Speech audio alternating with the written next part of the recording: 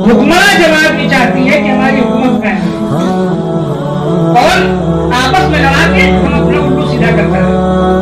यही काम इंशाअल्लाह आइंदा से करें कि जब झंडे को फहरा दिया जाए तो 2 मिनट के लिए खामोशी के साथ खड़े रहें।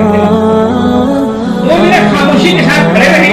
उस खामोशी के दौरान अपने बुजुर्गों को याद करें, अपने बड़ों को याद करें, जिन लोगों ने मुल्क को आजाद कराया, मुल्क चलाने के लिए कानून को बनाया, कानून साज कमेटी। बनिया टाइप के लोग, जो बनिया होते हैं, बाजार में जब सामान कम होता है तो रोक के रखते हैं, महंगा बेचते हैं। तो कुछ बनिया सिफत इंसानों ने, हिंदुस्तान में मसाले बहुत होते हैं, खासतौर से आपके साउथ में हर तरह के मसाले पाए जाते हैं। तो इन मसालों को पाउंड्स में कुछ शिलंग, यानी जैसे हमारे यहाँ रुपया का हिस्सा पैसा होता है, ऐसे पाउंड्स का एक हिस्सा शिलंग कहलाता है, वो 4-5 पाउंड बढ़ा के बेचना शुरू किया, जिससे कुछ लोगों को तकलीफ हुई। तो उस तकलीफ के पेश नजर चंद लोगों ने मिलके ये सोचा कि हिंदुस्तान से मसाले की दरामद करते हैं। इसके लिए मलके एलिजाबेथ फर्स्ट जो थी, अव्वल, जो बरतानिया की रानी थी, उससे दरखास्त की कि हम लोगों को इजाजत दी जाए, हम वहां से सामान लाएंगे और यहां बेचेंगे। सन 1603 में ये इजाजत हो गई। सन 1607 में यहां पहली बार सूरत के मकाम पे अंग्रेज कुछ लोग आए तिजारत के लिए। उन्होंने यहां से सामान खरीदा कम दामों में और महंगे दाम में ले जाके वहां बेचा। इस तिजारत के यानी खरीदो फरोख्त की नीयत से हिंदुस्तान आने वाले को, हिंदुस्तानी हमेशा से बहुत बड़े दिल वाले होते हैं, उन्होंने एक कोठी बनाने की इजाजत दी सूरत में, गुजरात में। उनका ठिकाना बना। धीरे धीरे उन्होंने बंगाल, आसाम, केरला, मुल्क के मुख्तलिफ इलाकों में अपने मरकज सेंटर्स बनाए खरीदो फरोख्त के। और खरीदो फरोख्त करते करते इन्होंने धीरे धीरे, चूंकि वो जमाना था कि जब औरंगजेब आलमगीर रहमतुल्लाह अलैह की वफात के बाद हिंदुस्तान की हुकूमत मुंतशिर हो गई थी। अलग अलग इलाके में कोई कहीं का अमीर, कोई कहीं का गवर्नर, कोई कहीं का बादशाह बना बैठा था। तो अंग्रेजों ने जहां कमजोर देखा लोगों को कि यहाँ का बादशाह, यहाँ का गवर्नर, यहाँ का वाली कमजोर है, वहां उसने कब्जा करना शुरू किया। और धीरे धीरे करते करते तकरीबन पूरे मुल्क पर कब्जा कर लिया। और जहां उनकी एक सियासत थी, इसको समझने की जरूरत है कि दिल्ली दारुल हुकूमत पर डायरेक्ट कब्जा नहीं किया, वहां के बादशाहों को वजीफा खोर बना दिया। 1 लाख रुपए माहाना तनख्वाह पे रख दिया शाह अव्वल को।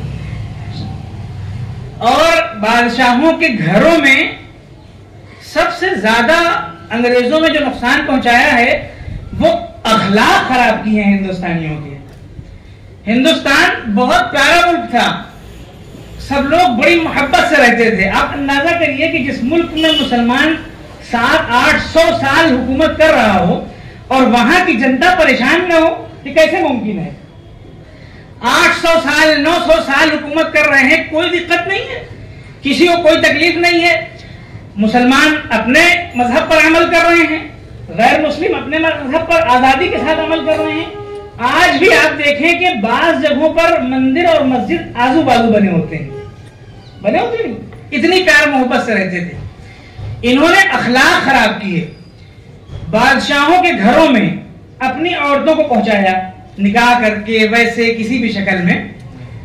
उसके बाद जब उन्होंने अपनी फौज बनाई तो उसमें ऑन ड्यूटी गैर मुस्लिम को कशका यानी तिलक लगाने पर पाबंदी लगाई कि आप तिलक नहीं लगा सकते, टोपी हिंदुस्तानी वजह की नहीं पहन सकते, दाढ़ी नहीं रख सकते, दाढ़ी आप फौज में भर्ती होना है तो दाढ़ी आपको साफ करना होगा।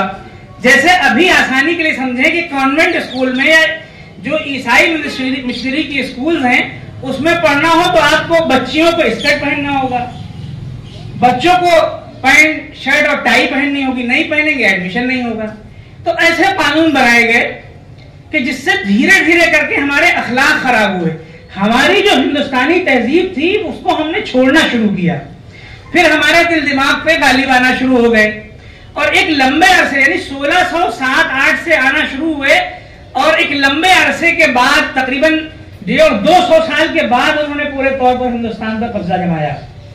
और फिर कब्जा करने के बाद तरह तरीके से तंग करना शुरू किया, परेशान करते थे। सामान खरीद ले लिया, पैसे नहीं दिए, मजदूरी करा ली, पैसे अदा नहीं किए, बेगारी कराते थे। और यहां से उम्दा चीजों को, अच्छी चीजों को सस्ते दामों में खरीदते और ले जाके बाहर बेचते और नफा ना देते यहाँ के लोगों को, जिससे हिंदुस्तान की इकोनॉमी खराब होना शुरू हुई। जब यहाँ पर मुस्लिम हुक्मरानी थी तो सोने का सिक्का चलता था, सोने का सिक्का। वो धीरे धीरे कमजोर होते होते देखिए आज क्या हालत हो गई, सिक्का ही बंद हो जा रहा है। तो मेरे महतरम बुजुर्गों और दोस्तों, अंग्रेजों ने अपना तसल्लुत कायम किया, धीरे धीरे कब्जा किया।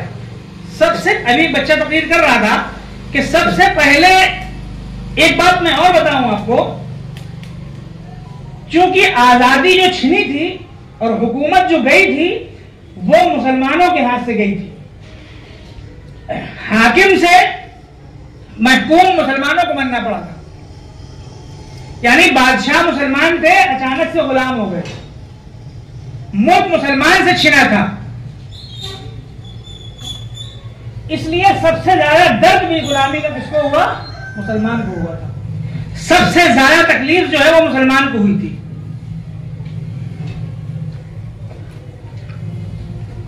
परेशानी सबको हो रही थी, लेकिन आप अंदाजा करें कि जिस मुल्क पर 800 साल तक कोई कौम बादशाह हो और उससे बादशाहत छीन ली जाए तो दर्द किसको होगा? अरे जिसका घर जाया होता है तकलीफ उसी को होती है। महकूम मुसलमानों को बनना पड़ा, इसीलिए सबसे ज्यादा मुनज्जम तौर पर आजादी की लड़ाई में हिस्सा मुसलमानों ने लिया। यह एक हकीकत है, इससे कोई इंकार नहीं कर सकता है। एक वजह और है, जंग आजादी को मुसलमानों ने मजहबी फरीदा समझ के लड़ा था। क्यों? तो बच्चा बता रहा था अभी कि शाह वलीउल्लाह साहब मुहद्दिस देहलवी के बेटे शाह अब्दुल रहीम साहब ने जब फतवा दिया अंग्रेजों के खिलाफ जिहाद का कि ये जिहाद करो, जिहाद फर्ज है। जिहाद का मतलब ये होता है कि अगर किसी से जंग करने के लिए हुक्म हो गया तो या तो जंग करके मर जाइए या वतन छोड़ दीजिए, तीसरा कोई रास्ता ही नहीं होता है।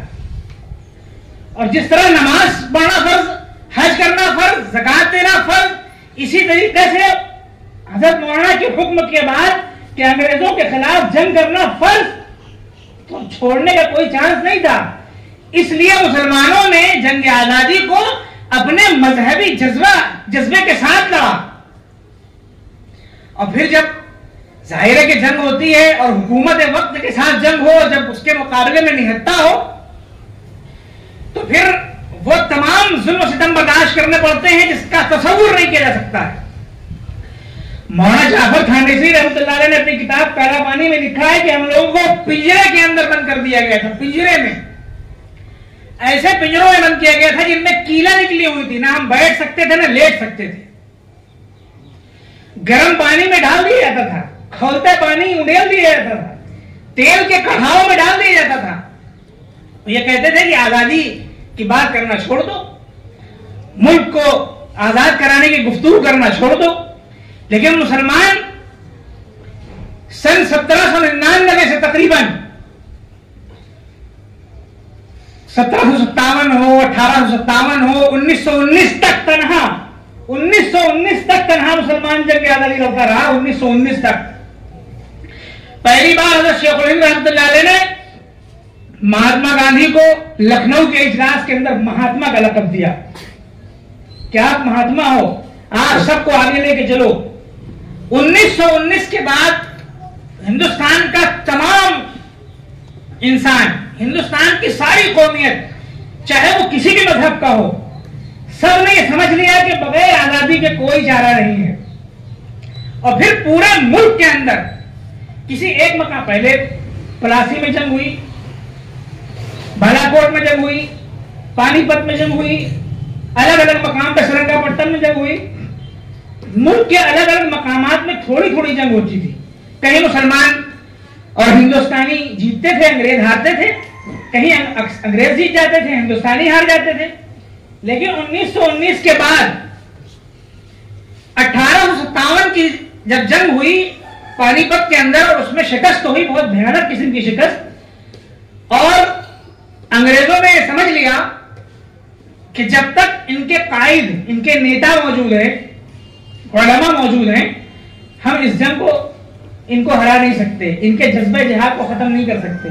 तो उन्होंने चुन चुन के महल्ले के जिम्मेदारों को मारना शुरू किया, उलमा को कत्ल करना शुरू किया।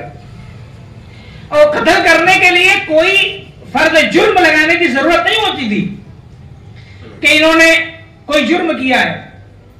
यही जुर्म काफी था कि आप हिंदुस्तानी और हिंदुस्तान को आजाद करने की बात कर रहे हो। 50,000 से लेकर 55,000 उलमा को 3 साल के अंदर फांसी पर लटकाया गया है। दिल्ली से लाहौर तक कोई पेड़ ऐसा नहीं था जिस पर उलमा की लाशें लटकी हो। अंग्रेज ही समझ रहा था कि इनके इमाम साहब को, इनके मौलाना साहब को, इनके मुफ्ती साहब को मार देंगे तो इनका हौसला पस्त हो जाएगा। मुसलमानों का हौसला पस्त हुआ। 1857 की जब जंग हार गए तो हौसला पस्त हुआ, लेकिन फिर मुनज्जम अंदाज में कोशिश की गई। चुनांचे 1866 में दारुल देवबंद कायम किया गया। यकीन जाने, बहुत इंसाफ के साथ मैं कह रहा हूं कि अगर दारुल देवबंद हिंदुस्तान में ना होता तो आज ये आजादी कभी नहीं देख सकता था कोई। हिंदुस्तान की आजादी को हमारे सामने पेश करने के लिए ही दारुल देवबंद कायम किया गया कि वहां से ऐसे अफराद तैयार किए जाएं जिनके अंदर मुल्क के ऊपर जान को कुर्बान कर देने का जज्बा हो, जिनकी गुफ्तगू ऐसी हो कि एक बार अगर बोल दे तो किसी के अंदर इनकार की जरूरत ना हो। चुनांचे ऐसा हुआ। हज़रत मौलाना कासिम नानोतवी रहमतुल्लाह अलैह ने कोशिश की, मेहनत की, ऐसे ऐसे अफराद तैयार किए। हज़रत शेखुल हिंद रहमतुल्लाह अलैह तहरीक रेशमी रुमाल के बगैर, उसके तस्करे के बगैर हिंदुस्तान की आजादी का तस्वुर करना मुमकिन ही नहीं है। मौलाना उबैदुल्लाह सिंधी रहमतुल्लाह अलैह इतने बड़े बड़े जिबाल इल्म हैं जिन्हें अगर दरसगाह में रखा दिया जाए तो बेहतरीन मुदर्रिस हैं, मिंबर पर रख दिया जाए तो बेहतरीन खतीब है। लेकिन जब हिंदुस्तान की आजादी की जरूरत पड़ गई कि हिंदुस्तान के लिए, आजादी के लिए, अंग्रेजों से गुलामी से निजात दिलाने के लिए मुल्क को खून की जरूरत है, तो किसी एक फर्द ने भी पीछे नहीं हट के देखा। तमाम उलमा इकराम ने जो जिनसे हो सकता था उन्होंने वो किया और हिंदुस्तान को आजाद करा के 15 अगस्त 1947 की रात इतना मजबूर कर दिया था अंग्रेजों को, इतना मजबूर कर दिया कि 14 अगस्त की रात में भाग गए छोड़ के।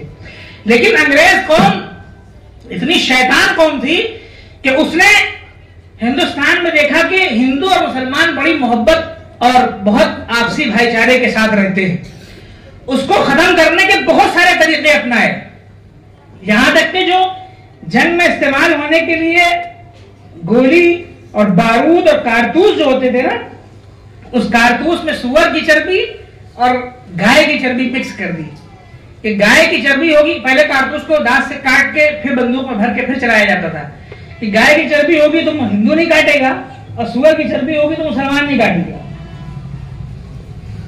तरह तरह की कोशिशें की, हिंदुओं को मुसलमानों के खिलाफ, मुसलमानों को हिंदुओं के खिलाफ भड़काया ताकि हमारी हुकूमत सलामत रहे। लेकिन हर जमाने में, आज भी आप देखें मुल्क के हालात को किस तरीके से खराब करने की कोशिश की जा रही। कोई आदमी सफर करता जा रहा है, कोई कहीं जा रहा है, किसी को मार दिया, कोई कार्रवाई नहीं होना है, मतलब एक जंगल राज चल रहा है। और ये क्यों चल रहा है इसको समझने की भी जरूरत है। हुक्मरान जमात भी चाहती है कि हमारी हुकूमत कायम रहे और आपस में लड़ा के हम अपना उल्लू सीधा करते रहे। यही काम अंग्रेजों ने किया था, वहीं से इन्होंने सीखा है। लेकिन मेरे मुहतरम बुजुर्गों और दोस्तों,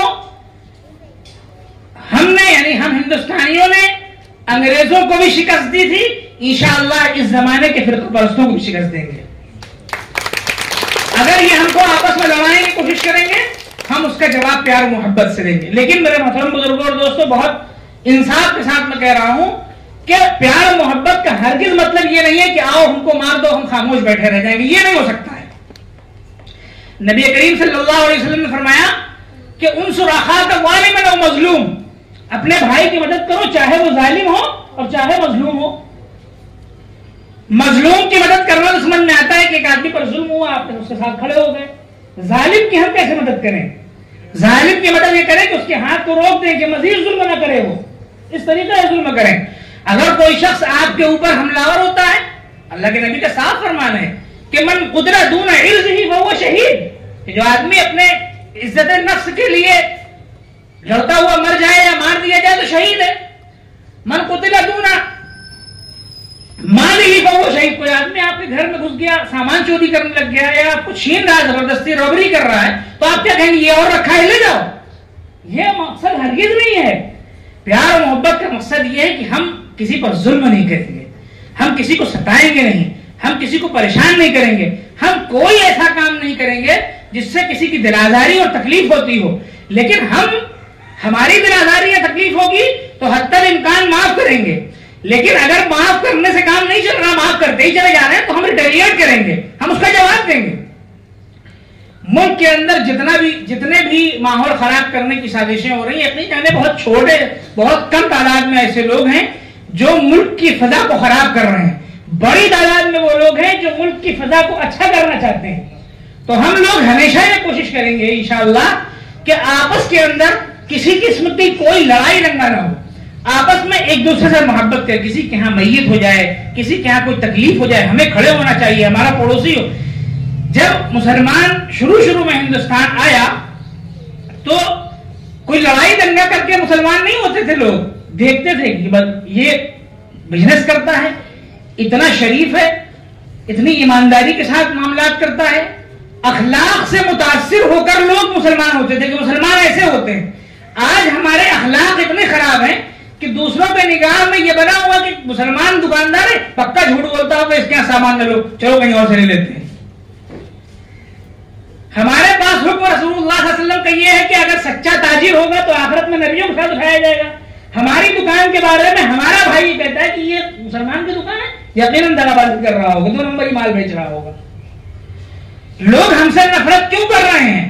वजह ये कि हमारे अखलाक खराब है, हम झूठ बोलते हैं, हम जहां हमसे दगाबाजी हो सकती है वहां हम करने की कोशिश करते हैं। अगर अपने अखलाक को हम आज अच्छा कर लें तो कोई और वजह नहीं है कि कोई हमसे लड़ेगा या हमको परेशान करेगा, वो हमसे मुतासिर होगा, हमारी खूबियों को देखकर हमारे मजहब को कबूल करेगा कि इतना प्यारा मजहब है, इतनी अच्छी तालीमात है। तो मेरे मुहतरम बुजुर्गों और दोस्तों, हमारे पास तो नबी करीम सल्लल्लाहु अलैहि वसल्लम का बेहतरीन उसवा है, नमूना है। आपने फरमाया कि कल कयामत के दिन नामे आमाल में सबसे ज्यादा भारी चीज जो होगी वो इंसान के अखलाक होंगे। नमाज भारी नहीं होगी, रोजा भारी नहीं होगा, ज़कात हज भारी नहीं होगा, नामे आमाल में जो चीज सबसे ज्यादा वजनदार होगी वो उसके अखलाक होंगे, वही हमारे सबसे खराब है। हम कोई चीज बर्दाश्त करना ही नहीं चाहते, आपस में जंग जलाल, अच्छा सारी हैकड़ी जो होती है वो पड़ोसी बेचारे गरीब पर निकलती है। तो मेरे मुहतरम बुजुर्गों और दोस्तों, आजादी के इस उन्वान से, आजादी के इस मकसद से, आजादी की इस तकरीब से हमें यह सीखना है कि हिंदुस्तान आजाद हो गया। हमारे उलमा ने, हमारे बुजुर्गों ने, हमारे पूर्वजों ने, हमारे बड़ों ने कुर्बानी दे के हमको आजादी दे दी। अब ये मजीद आजाद रहे, इसके लिए हमको कोशिश करनी है, और ये तभी आजाद रहेगा। किसी एक खानदान या किसी एक कौम या किसी एक जहनियत रखने वाले लोगों के हाथ में उस वक्त तक नहीं जाएगा जब तक हम आपस में प्यार मोहब्बत से रहते रहेंगे। और जब हम आपस में लड़ने लगेंगे तो कमजोर पड़ जाएंगे, जो उसमें जालिम होगा, ताकतवर होगा, वो काबिज होगा, तो फिर वही गुलामी, जो कमजोर होगा उस पर फिर जुल्म शुरू होगा।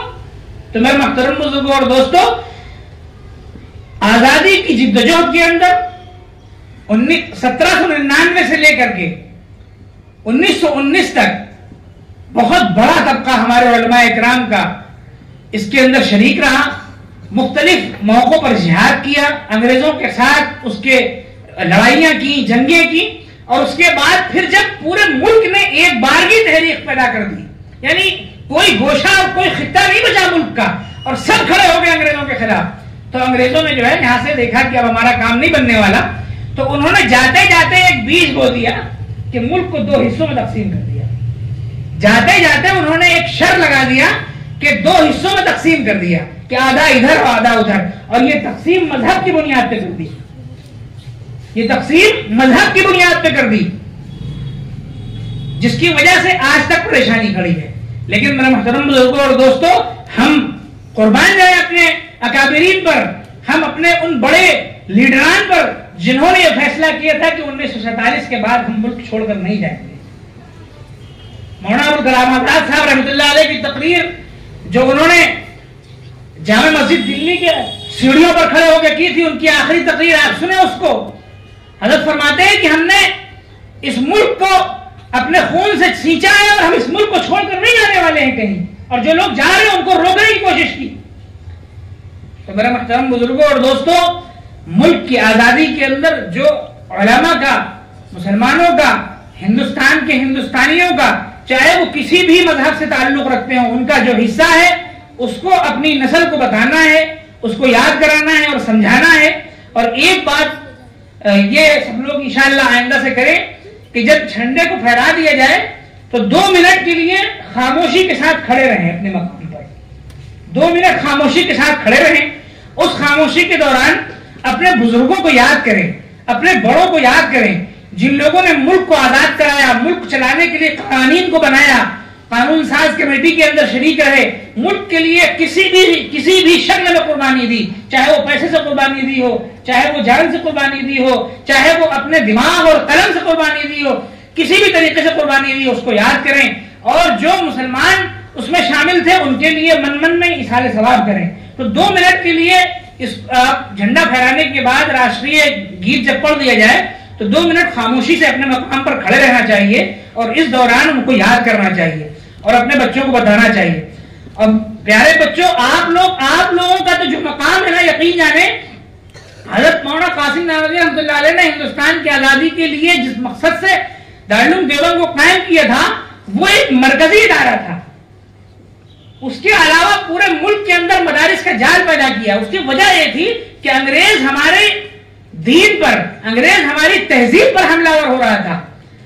तो आप लोगों को जो छोटे छोटे मकातिब के बच्चे हैं, यकीन जाने अल्लाह के नबी सल्लल्लाहु अलैहि वसल्लम ने कंजुल अम्माल की रिवायत है, मुफ्ती साहब तायीद करेंगे हमारी, कि नबी करीम सल्लल्लाहु अलैहि वसल्लम ने फरमाया कि जो बच्चे हिफ्ज कुरान करने वाले जो बच्चे होते हैं ना, हमलतुल कुरान इनको कहते हैं, कुरान को उठाने वाले बच्चे, हमलतुल कुरान हुम औलिया अल्लाह, ये अल्लाह के वली होते हैं। मन आदाहुम फकद आदल्लाह, जो इनसे दुश्मनी करता है वो अल्लाह से दुश्मनी करता है। फमन वालाहुम फकद वालल्लाह, जो इनसे इनके साथ दोस्ती करता है गोया कि वो अल्लाह से दोस्ती करता है। तो आप लोगों का मर्तबा, आप लोगों का मकाम बहुत बुलंद है, और जो आपके वालिदैन हैं उनका मकाम तो उससे भी ज्यादा बुलंद है।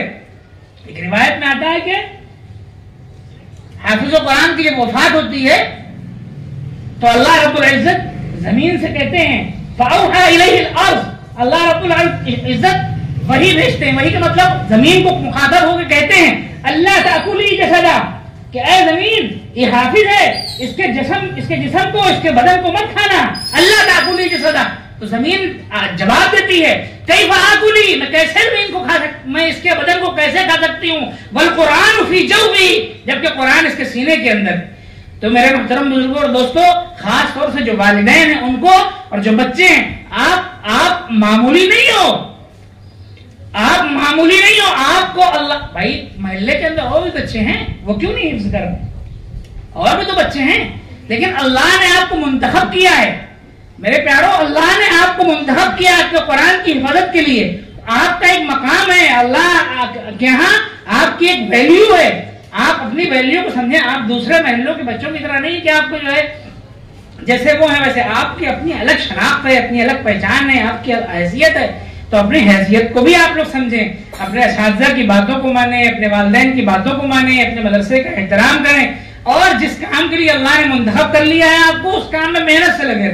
मैं भी आप लोगों की तरह, मैं आपको बताऊं, पहले हम लोग मदरसे में प्रोग्राम नहीं होता था। जब हम छोटे बच्चे थे तो मदरसे में प्रोग्राम इस तरीके का नहीं होता था। मदरसे में प्रोग्राम न होने की एक वजह बताऊं मैं आप लोगों को सब लोग कहते हैं मदरसों में अब जब से गवर्नमेंट आ गई 2014 के बाद से देशभक्त हो गए सब लोग, ये खाम ख्याली है। मैं आपको बताऊं कि उलमा ने हिंदुस्तान की आजादी में जितना भी हिस्सा लिया है वो नाम नमूद के लिए नहीं लिया है। उलमा ने हिंदुस्तान को आजाद कराने में जो जिद्दोजहद की है वो इसलिए नहीं की है कि हमारा नाम ले लो, हमको याद करें लोग कि हमने मुल्क के लिए कुर्बानी दी है। बस उनका मकसद तो ये था कि अल्लाह खुश हो जाए, रज़ा इलाही। इसलिए मदरसों के अंदर प्रोग्राम नहीं हुआ करते थे कि ये रियाकारी दिखलाने के लिए नहीं, उनका इखलास था। तो हम लोग यहाँ बचपन में प्रोग्राम नहीं होते थे इस तरीके से। तो जहां जहां प्रोग्राम होते थे हम लोग इधर उधर भागते रहते थे शीरीनी लेने के लिए। वो शीरीनी बटती थी बाद में, वो लड्डू वगैरह बटते थे, तो हम लोग जाया करते थे लेने के लिए। लेकिन आप शुक्र करें कि आपके यहाँ इस तरह के प्रोग्राम हैं, इतना अच्छा डाइस और इतना बेहतरीन माइक और इतनी ऑडियंस, ये आपको कोई देगा नहीं। आप यहाँ तैयारी करें, मेहनत करें, आपकी जबान खुलेगी, आप बोलना सीखेंगे। कल को आप कहीं जाएंगे तो आप हजारों के मजमे में कुछ भी बोलेंगे, लोग सुनेंगे आपकी बात। जब आप बोले यहाँ पे खड़े होकर बोलना, ये बच्चे यहाँ आए जिन्होंने यहाँ तकरीरें की वो लायक मुबारकबाद हैं, और जो लोग नहीं आए उनको भी मुबारकबाद है। लेकिन जो नहीं आए वो भी आइंदा कोशिश करें इंशाअल्लाह, जो हफ्तेवारी आपके यहाँ प्रोग्राम होता होगा उसमें भी आप लोग शरीक हुआ करें। यकीन जाने कि जब आप माइक पे आके बोलना शुरू करेंगे तब आपकी जबान खुलेगी, पैर की आपकी लड़खड़ाहट खत्म होगी। वरना तो जिंदगी भर वो लिख के रखेंगे, जब कभी जरूरत पड़ेगी बोलने के लिए और फिर सफा इधर उधर हो जाएगा तो घूमने लगेंगे। तो आप मेहनत करें। मदरसा इतना बेहतरीन आपको एनवायरनमेंट दे रहा, माहौल दे रहा है कि आपकी जरूरियात को आपको कोई फिक्र नहीं है, खाना पका पकाया मिल जा रहा है, सारे इंतजाम आपके हो जाते हैं। तो आपके वालिदैन ने आपको यहाँ के लिए मुंतखब किया है, तो आप अपनी जिम्मेदारी का एहसास करें और मेहनत के साथ तालीम हासिल करें। मेहनत, आप ये बात मान लें कि आप किसी से कम नहीं हैं, ठीक है? आप किसी से, मेरे बच्चों, आप किसी से आप कम नहीं हैं। आपको अल्लाह ने कुरान करीम जैसी मुकद्दस किताब को याद करने, उसकी हिफाजत के लिए मुंतखब किया है। आप अल्लाह की निगाह के अंदर बहुत मुअज़्ज़ज़ हैं। अल्लाह की निगाह के अंदर इतने मुअज़्ज़ज़ हैं कि कल क़यामत में जब अल्लाह ताला सबको हिस्सा देगा, सबको उनका बदला देगा, तो हाफिज के बदले के लिए कोई जगह ही नहीं है, हाफिज के बदले के लिए कोई इनाम ही नहीं। और अल्लाह कह देगा कि बस कुरान पढ़ते जाओ और आखिरत के और जन्नत के मनाजिल तय करते जाओ। जहां आखिरी आयत आएगी बस वहीं आपका मकाम हो जाएगा। जाहिर है कि उसके बाद मकाम ही नहीं रहेगा, तो जन्नत के सबसे आला मकाम पे आप लोग फाइज होने वाले हैं। और आपके वालिदैन भी अल्लाह रब्बुल इज्जत उनको भी बहुत नवाजेगा, बहुत ऐसा ताज पहना देगा आखिरत में कि देखने वाले दंग रहे। उस वक्त लोग शर्मिंदगी करेंगे, उस वक्त लोग हसरत करेंगे, काश हमने भी अपने बच्चों को कुरान की तालीम दी होती, कुरान हिफ्ज कराया होता। लेकिन उस वक्त की शर्मिंदगी कुछ काम नहीं आएगी। तो मेरे मोहतरम बुजुर्गों और दोस्तों, आज की इस महफिल में, आज के इस प्रोग्राम में मैं बहुत मुबारकबाद देता हूँ तमाम मेहमानान किराम को, मदरसे के जिम्मेदारान को, असातिज़ा को, कि जिन्होंने इतना अच्छा प्रोग्राम किया। और हमारे भाई गुफरान साहब, इन्होंने मुझे मौका दिया, बुलाया यहाँ, और स्टेज पर जो हजरात तशरीफ रखते हैं, जिन्होंने अपनी बातें की हैं, मैं उन सबको बहुत मुबारकबाद देता हूँ। सारे मुल्क के हर रचने बसने वालों को मुबारकबाद कि अल्लाह रब्बुल इज्जत हमें और आपको, इस मुल्क को हमेशा हमेशा शादो आबाद रखे, हमेशा हमेशा एक दूसरे के साथ मोहब्बत से, एहतराम से, छोटों के साथ शफकत से, बड़ों के साथ इज्जत के साथ हम सबको जिंदगी गुजारने की तौफीक नसीब फरमाए। और हमारे इस मुल्क को हर शर करने वाले शर्रियों से, अशरार से, बुरी निगाह रखने वाले इंसानों से और बातिल ताकतों से, फिरका परस्त ताकतों से अल्लाह रब्बुल इज्जत महफूज और मामून फरमाए। और हमेशा की तरह जैसा पहले हमारे